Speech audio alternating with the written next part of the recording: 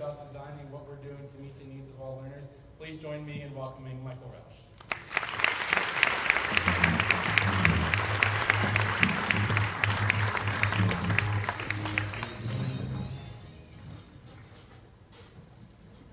Before I get too far into this, I got to correct one thing. It's Region 14. Thank you very much. I wasn't sure where they were. I just knew I had to look in the back. And, all right. As you heard, I have done several things in education, embarking on a new part of my career as a technology integration specialist. Also, previous to that, I did teach high school for a little while. I've taught at the college level. But I need to kind of de-emphasize that stuff for a little bit, because what I'm bringing you today really is not coming from my time teaching at the high school or working at the state support team, or even a matter of the things that me or the system has taught my daughter. Today I am bringing you 10 very important lessons that my daughter Amelia has taught me over the time that she's been here. She was born October of 2009. In September of 2012, just a couple of weeks short of her 3rd birthday, she was diagnosed with autism. And after sitting down, taking a deep breath, and realizing, okay, this is why I've been doing what I've been doing for the last 10 plus years, I started learning a lot of things from her. And I've got a few minutes to tell you those important lessons today. Number one, and it is not an accident that this is first on my list. Number one is that I do some things very well. And we skip over that sometimes a little too quickly with some of our students. We're so interested in present levels of performance and where students are presently and making up for deficits that sometimes we just forget to take a look at the piece of things that she does very, very well. For instance, it wasn't 5 minutes in the cabin that we were in the Smoky Mountains that she had found every coaster in the place and stacked them up higher than her head. And so anytime we wanted to know where the coasters were, we just followed Amelia around and found where she had found them all and stacked them. She does some things very, very well. But the fact is, she does some of them very differently than others. The picture might be a little dark, but in the lower right-hand corner, this is a little girl that basically took all of her meals for the first 2 weeks of her life through a tube in her nose. So she's going to do some things a little differently than other people. And that is okay. We've got to adapt to some of the things that she is doing. She's telling us the letters on that sign. Never mind the fact that she's using a butter knife as a pointer and Mom is freaking out. Everything that she points to. She's going to do some things a little differently than others, and that's okay, because she does some of them very well. Number two is that even if I'm not looking at you, I am paying attention. Do not say, look at me, if what you mean is pay attention to me. Eye contact is a social skill. And it is not very well developed in some people. And it may have to be supported and modeled and emphasized for those people.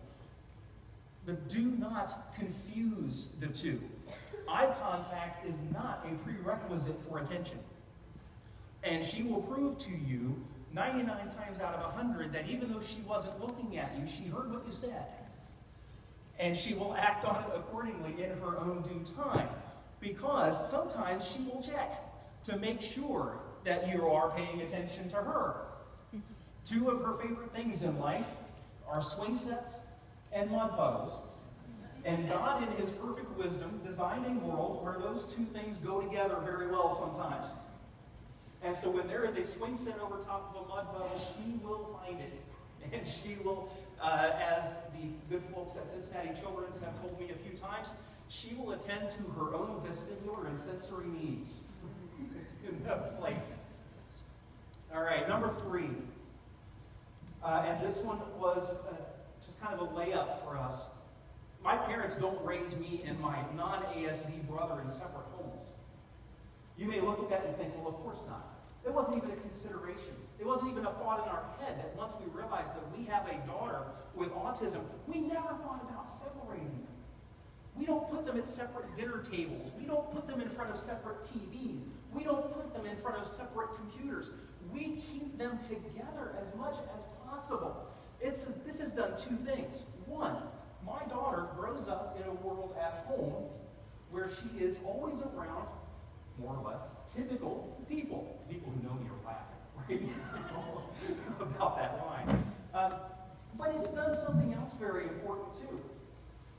Her older brother has spent 6 of his 8 years of life every day at home around somebody with autism. Why should he go to school and have those people hidden from him when he goes to school? And so this has done two very important things. It has taught them that this is a normal thing to be around people who have autism. For people who have autism to be around people who do not have autism. And for them to learn ways to interact and integrate their lives together. Because we all learn from each other together far better than we would learn if we were kept separate. Going to Frisch's was not a thing that was very easy to do very early on in our lives. But now she's dragging us into the traditional post-meal picture with Big Boy at the end of the meal. And so we learn together far better than we would have separated. Number 4, I'm not the same every day. The profile section on her IEP is not programmatic.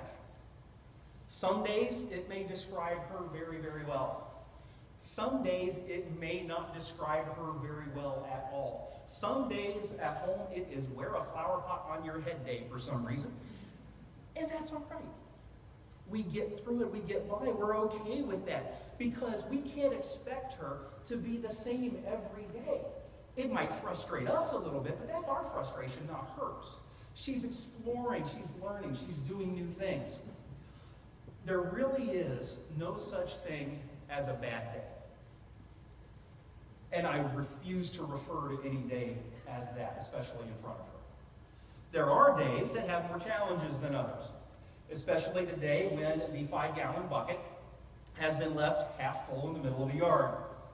And that's the first thing that she goes to when we're out there. Every day may not be a good day, but there is absolutely good in every day with her.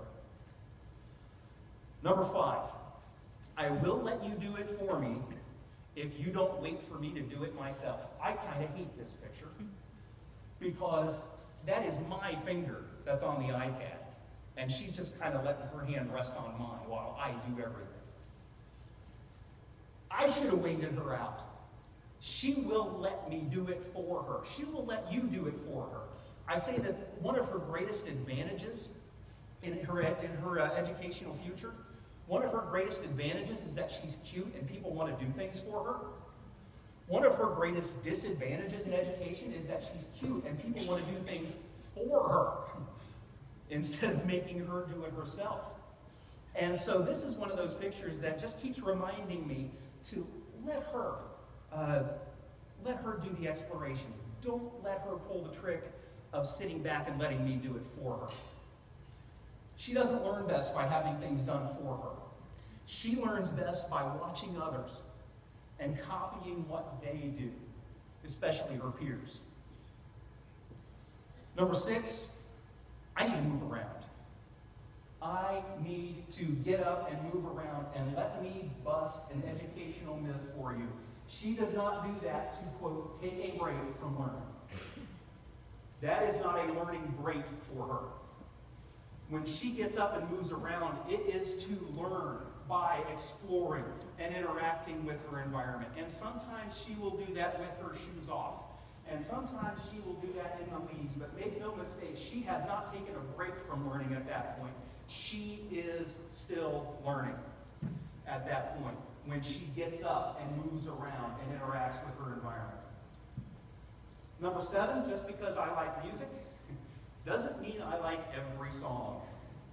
So when I'm having a hard time and you put music on and things seem like they got a little worse, it might just be that I don't like the song you started. This picture was taken at the Children's Museum at Cincinnati Museum Center. And that smile cost me $75 for a used piano because she did not want to leave this spot. And it is some of the best money we ever put out for something for her, because she does like music and she really gets deep into it, but she has to kind of pick and select what she's going into. Music does help her focus and learn. And her teachers and the adults that are around her can tell you she struggles sometimes putting together a 3 or maybe 4-word sentence, but she can sing all of the verses of a lot of different songs that she has become familiar with. And that has been a real gateway for her to trying to develop some of her language skills. Number 8, just because I'm not talking to you doesn't mean I don't want you to talk to me. I listen more than I speak. It's very natural for us, and it's something we kind of have to fight, but I think it's something that we only have to fight as adults because I don't notice it so much in the kids. The kids will talk to her, and when she doesn't talk back, they'll keep talking. Adults will talk to her, and when she doesn't talk back, they'll start talking to somebody else about her. And so we change that up a little bit when we get her around some more of her peers.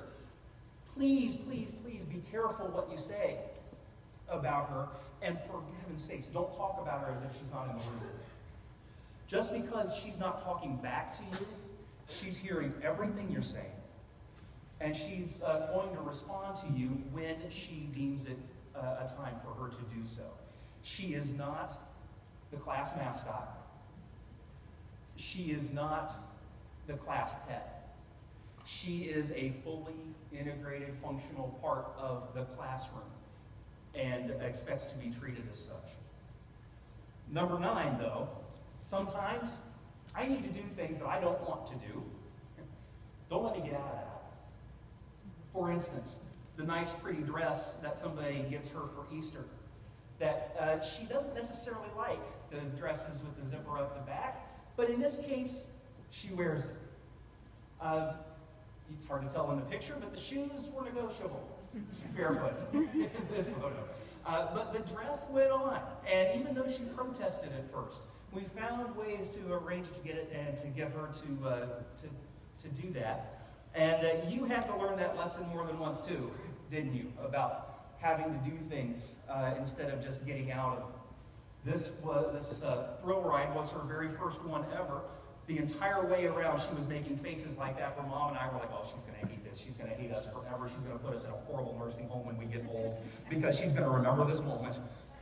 And as soon as she got off of this ride, she went straight back to the entrance to get back on it and rode it about 2 or 3 more times straight when she got it.